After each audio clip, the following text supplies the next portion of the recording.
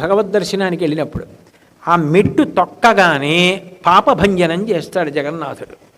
ఇప్పటి వరకు జీవుడు పతనమైపోయి ఇన్ని జన్మలెత్తడానికి కారణమైన పాపరాశి ఏది ఉందో అది ధ్వంసం చేస్తాడు.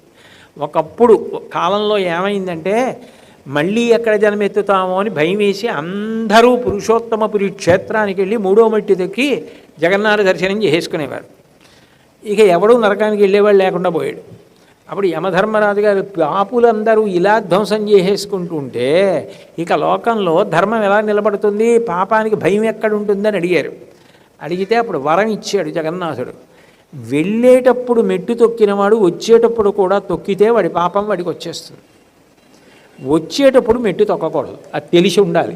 అందుకని చాలా జాగ్రత్త పడతారు. 22 మెట్లు దిగి బయటికి వచ్చేటప్పుడు మూడో మెట్టు ఎక్కడుందని జాగ్రత్తగా చూసుకుని ఆ మెట్టు తొక్కకుండా, మధ్యలో అయితే వెడల్పుగా ఉంటుంది, కాలు పడిపోతుంది, చివరికి ఎడితే సన్నగా అయిపోతుంది, అక్కడ దాటేసి దిగిపోతారు రెండో మెట్టు మీదకి, తొక్కరు. అంటే కాలమును దాటించేస్తానని చెప్పడానికి మూడో పెట్టు కాలస్వరూపంగా నల్లగా ఉంటుంది, దాన్ని యమశిల అంటారు.